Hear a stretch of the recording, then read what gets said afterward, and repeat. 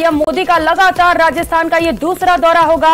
28 जुलाई को नागौर के खरनाल में प्रधानमंत्री नरेंद्र मोदी का संबोधन होगा। सभा को संबोधित करेंगे। जाटलैंड की राजधानी की तरह नागौर तेजाजी मंदिर में पूजा और दर्शनों का भी कार्यक्रम है।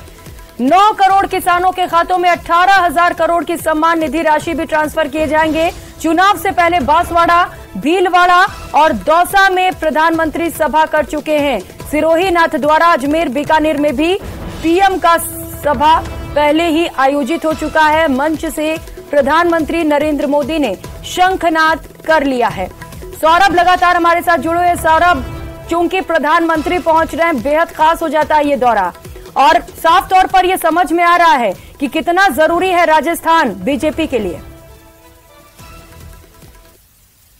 गाने के साथ कार्यक्रम जो है वो तय हो रहे हैं अलग अलग जगहों पर। उसी कड़ी में ये कार्यक्रम जो है वो तय हुआ है। लेकिन नागौर जो है वो बहुत महत्वपूर्ण सीट है। देखिए, ये एक तरह से कहा जा सकता है कि जाटलैंड की राजधानी है।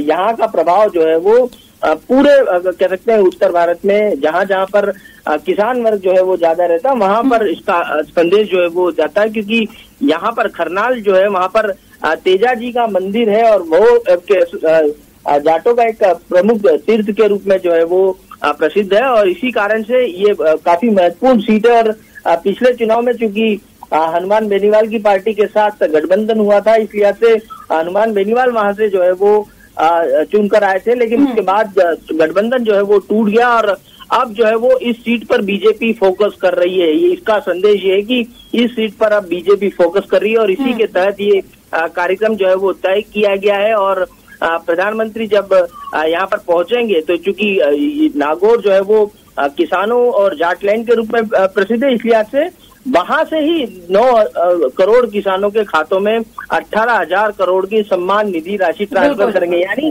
सीधा संदेश देने की कोशिश जो है वो वहां पर की जाएगी। बताया जा रहा है कि एक सरकारी कार्यक्रम भी हो सकता है और एक पार्टी का कार्यक्रम भी जो है वो हो सकता है। तो 2 कार्यक्रम संभवतः वहां पर हो सकते हैं, लेकिन पहला कार्यक्रम जो है वो सरकारी है और इसी के तहत ये सम्मान निधि राशि जो है वो ट्रांसफर की जाएगी। बिल्कुल सौरभ, किसानों को साधने की कोशिश और साथ साथ जिस तरीके से पूजा पाठ यहाँ पर प्रधानमंत्री नरेंद्र मोदी करेंगे, ये कार्यक्रम भी बेहद खास हो जाता है एक मत को साधने के लिए। बहुत शुक्रिया सौरभ आपका तमाम जानकारियों के लिए।